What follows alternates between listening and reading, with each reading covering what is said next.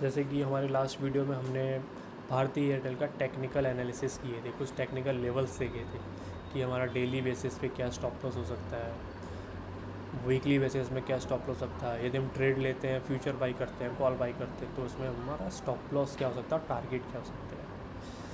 तो आज हम भारती एयरटेल में फंडामेंटल एनालिसिस करेंगे इसकी, इसी कंपनी की रिपोर्ट्स देखेंगे, इसके सेल्स देखेंगे, इसका प्रॉफिट्स देखेंगे, इसके रिजर्व्स देखेंगे, इसकी बोरिंग देखेंगे कि क्या अभी भी इसको बाई करना वर्थ है या थोड़ा करेक्शन का वेट करना चाहिए। तो ये सब एनालिसिस करेंगे। यदि आपने हमारा पिछली वीडियो नहीं देखा है तो आप प्लीज़ जाके देख लीजिए, फिर इस पे आइए। सो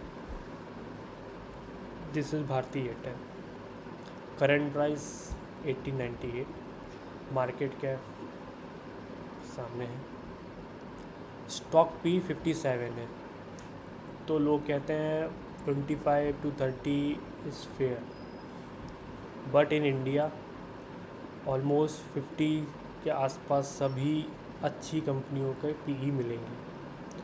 हाँ, रिलायंस अभी अंडर वैल्यूड है, उसका पी लगभग 26-27, उसके भी वीडियो बना के रखा है, आप लिस्ट में जाके देख सकते हैं। सो हाई इसने बनाया 1912 का, आई थिंक आज ही बनाया है, आज ही कल में या लास्ट वीक बनाया है। डिविडेंड यील्ड 0.43, डेप्ट काफ़ी ज़्यादा है 2,25,000। अभी ये डेप्ट को जस्टिफाई करने के लिए क्या है, डेप्ट टू इक्विटी रेशियो। तो डेप्ट टू इक्विटी रेशियो हमेशा वन या वन के अंदर होना चाहिए, पर यहाँ पे 2.59 है, तो मतलब इन्होंने डेप्ट कुछ ज़्यादा ही रखा है, ज़्यादा ही लोन ले रखा है। तो ROCE 13.1, ROE 14 है, रिटर्न ऑन इक्विटी 14.9। आइडियली जितने भी आउट परफॉर्मेंस स्टॉक रहे हैं या मल्टी बैगर रहे हैं उनका भी ये ROE 17% रहता है एटलीस्ट। तो आई थिंक ये भी ROE इसका 17 पॉइंट या उसके ऊपर आ ही जाएगा कुछ समय में। PE इंडस्ट्री का PE 40 के आसपास है, तो ये उसको आउट परफॉर्म कर रहा है। सेल्स ग्रोथ बढ़ रही है, 9.1 है। अभी इसको डिटेल EPS 43 है। PEG रेशियो एक्चुअली हमको बताता है कि यदि PEG रेशियो 2 के नीचे है तो कंपनी को आप बाई कर सकते हो, वो एक सर्टेन लेवल पे परफॉर्म कर सकता है, फेयर वैल्यू है। यदि 2 के ऊपर है तो वो ओवर वैल्यूड में जाएगा, अभी ये अंडर वैल्यूड शो कर रहा है। अभी देखते हैं और चीज़ें देखते हैं तो जस्टिफाई करेंगे। तो 18 कंट्रीज़ में रिप्रेजेंट करती है भारती हमको एयरटेल।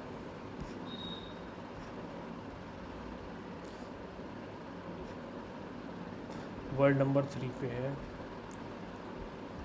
रेवेन्यू मार्केट से 37% है, इंडिया 57% है इसका स्प्लिट रेवेन्यू का। 27% अफ्रीका से आता है इसका रेवेन्यू, बाकी इंडिया ब्राज़ील ब्रॉडबैंड DTH इनसे 16% बनता है, जो कि मुझे लगता है ये ब्रॉडबैंड वगैरह अभी और स्कोप है इसमें और बढ़ सकता है, क्योंकि अर्बन में तो यार रूरल एरिया में पहुंच रहा है, कर रहा है।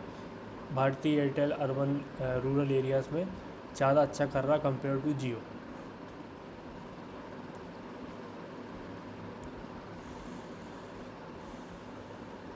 के स्टेक इन इंडस्टाक,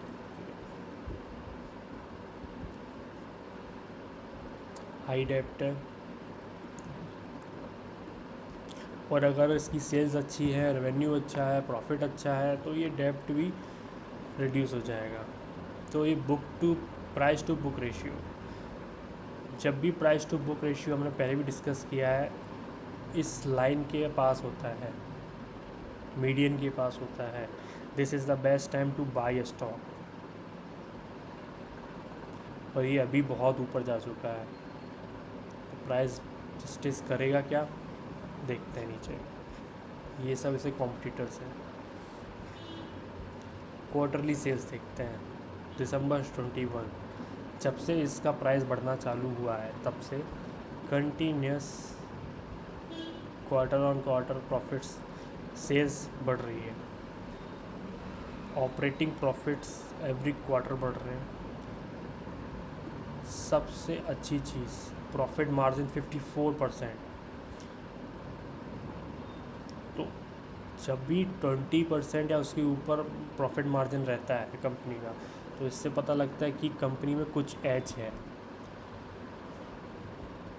जिसमें हम बोलते हैं यूएसपी। तो यहाँ पे समझ आता है कि इसे कुछ ऐसी यूएसपी है जो ये इतना अच्छा परफॉर्म कर रहा है, इतना अच्छा मार्जिन ले पा रहा है।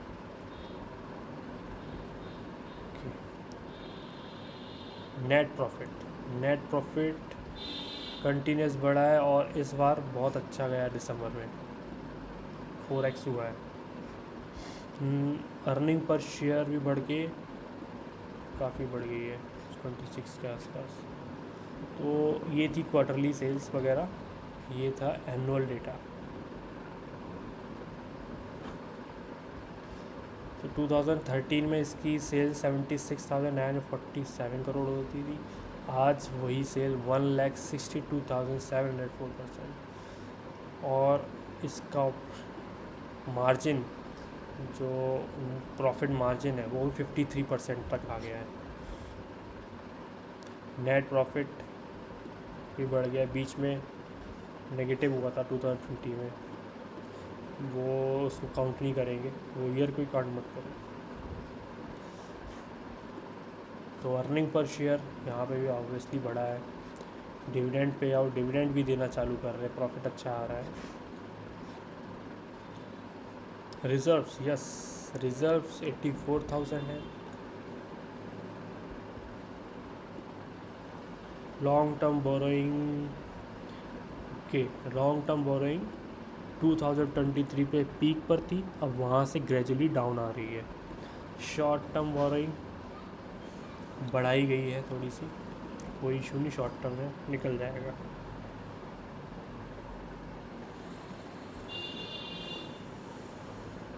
फिक्स्ड एसेट्स काफ़ी बढ़ा दिए गए, हो सकता है ये जो बोरोइंग की गई हो फिक्स्ड एसेट्स बढ़ाने के लिए भी की जाती है।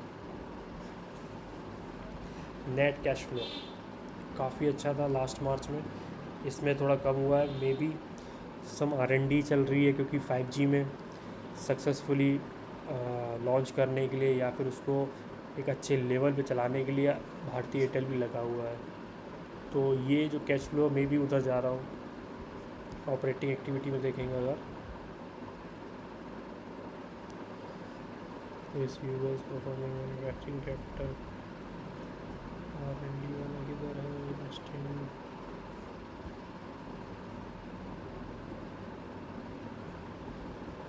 बोरोइंग्स कम होती जा रही है।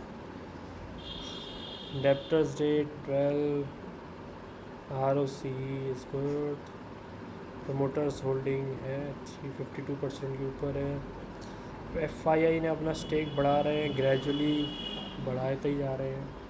DII का भी स्टेक बढ़ता जा रहा है, थोड़ा सा बुक किया है।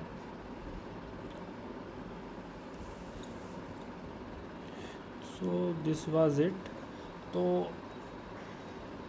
जब इनकी सेल्स अच्छी है, मार्जिन अच्छा है, एवरी क्वार्टर एवरी ईयर इनकी सेल्स बढ़ रही है, प्रॉफिट बढ़ रहा है,